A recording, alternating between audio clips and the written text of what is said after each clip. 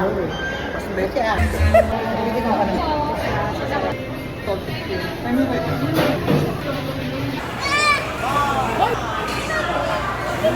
Sarap tamis.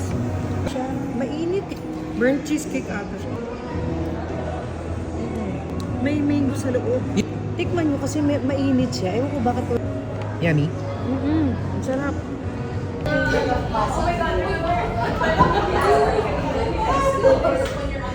Sa'yo pa ba nung Daw si Jana sarap.